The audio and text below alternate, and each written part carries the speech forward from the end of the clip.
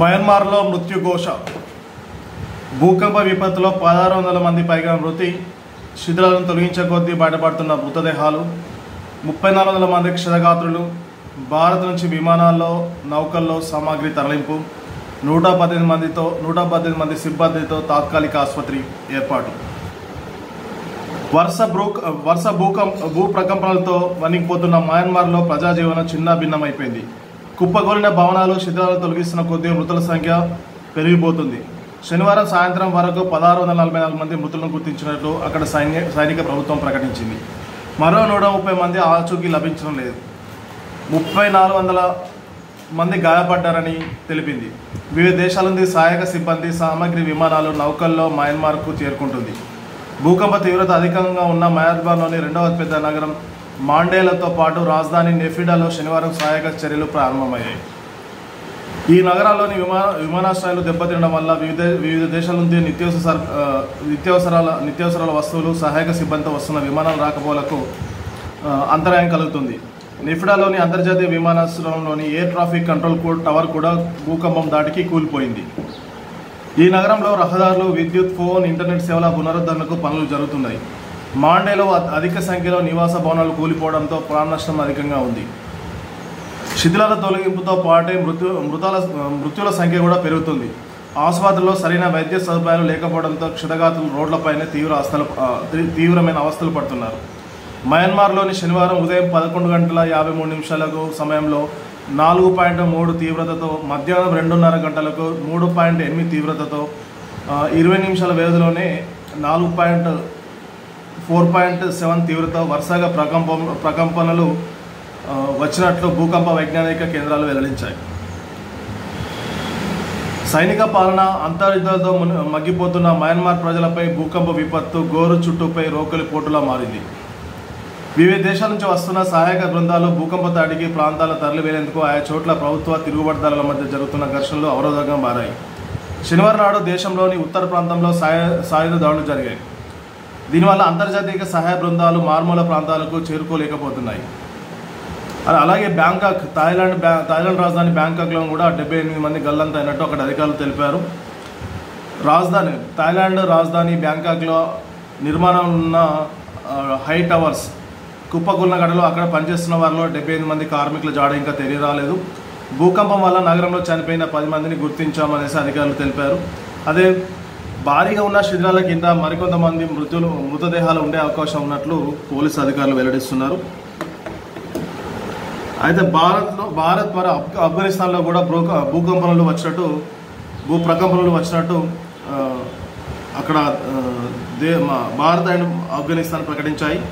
మన దేశంలోని మణిపూర్ రాష్ట్రంలో నోవి జిల్లాలో మధ్యాహ్నం 2:31 సమయంలో 3.8 తీవ్రతతో భూమి కంపించింది. అయితే ఆస్తి ప్రాణ నష్టం జరగలేదని అధికారులు తెలిపారు. ఆఫ్ఘనిస్తాన్లో కూడా శనివారం తెల్లవారుజామున 4:51 4.3 తీవ్రతతో, ఉదయం 5:16 4.7 తీవ్రతతో వెంట 2 సార్లు భూమి కంపించింది. ఆ తర్వాత మరో 2 సార్లు స్వల్పంగా ప్రకంపనలు వచ్చాయి. ఈ ప్రకంపనల వల్ల కాబూల్కి, ఈ ప్రకంపనల వల్ల ఆఫ్ఘనిస్తాన్ కేంద్రం రాజధానికి 280 కిలోమీటర్ల దూరంలో, భూ ఉపరితలానికి 180 కిలోమీటర్ల లోతులో ఉందనేసి భారత జాతీయ ప్రకంపన వైజ్ఞానిక కేంద్రం వెల్లడించింది.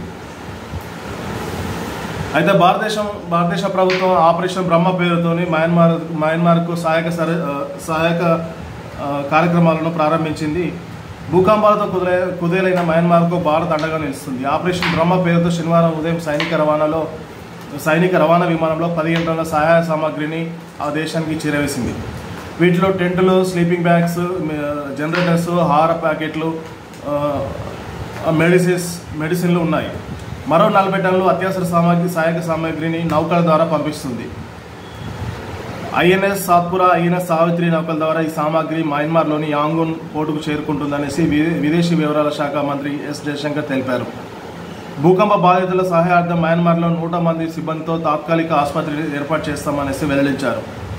జాతీయ విపత్తు ప్రతిస్పందన దళం ఎన్డీఆర్ఎఫ్ చెందిన 80 మంది సిబ్బంది 2 విమానాల్లో నెఫిడా చేరుకున్నారు. శిథిలాల్లోకి చిక్కున్న వారి జాడను పసిగట్టేందుకు 4 రెస్క్యూ శునకాలు కూడా సహాయక చర్యల్లో పాల్గొంటున్నాయి. రష్యా, చైనా దేశాలు కూడా సహాయక సిబ్బందిని, అత్యవసర సరుకులను మయన్మార్ చేరవేస్తున్నాయి. దక్షిణ కొరియా 20 లక్షల అమెరికన్ డాలర్లు మానవతా సహాయాన్ని ప్రకటించింది. సహాయక పనుల కోసం ఐక్యరాజ్య సమితి 50 లక్షల డాలర్లను కేటాయించింది. అయితే అక్కడ మయన్మార్ అండ్ థాయిలాండ్లో జరిగిన భూకంప బాధితుల మరణించిన వారికి భారత ప్రధాని నరేంద్ర మోడీ తన సంతాపాన్ని ఎక్స్ వేదిక తెలియజేశారు. అలాగే మయన్మార్ సైనిక ప్రభుత్వాధినేత జనరల్ మిన్ ఆంగ్ ఫ్లైయింగ్తో మాట్లాడాను. అక్కడ పరిస్థితులను భారత ప్రభుత్వం తెలుసుకుంటుంది. ఘటనపై విచారం వ్యక్తం చేస్తున్నాం. ఈ క్లిష్ట సమయంలో మయన్మార్కు భారత్ అండగా ఉంటుందని హామీ ఇచ్చారు. అయితే ఈ భూకంపాల తీవ్రతతోనే అల్లడిల్లుతున్న మయన్మార్కు గత కొన్ని సంవత్సరాలుగా అక్కడ సైనికకు సాయుధులకు మధ్య పోరాటం జరుగుతున్న నేపథ్యంలో ఇది వివిధ దేశాల నుంచి వస్తున్న సిబ్బంది సామాగ్రిని మారుమూల ప్రాంతాలకు చేరవేసేందుకు ఇది ఆటంకంగా మారుతుందనేసి అక్కడ అధికారులు చెప్తున్నారు. ఎందుకంటే ఆ సాయుధులు ప్లస్ సైనికులకు సాయుధులకు వాడ కొన్ని సంవత్సరాల నుంచి అక్కడ అంతర్యుద్ధం జరుగుతుంది మయన్మార్లో. ఇప్పుడు అక్కడ ప్రభుత్వ పాలన కూడా సైనికుల చేతుల్లోనే ఉన్నది. సో ఈ అంతర్యుద్ధం కారణంగా సహాయక చర్యలకు ఇబ్బంది కలుగుతుందనేసి వివిధ దేశాల వారు ప్రతినిధులు చెప్తున్నారు.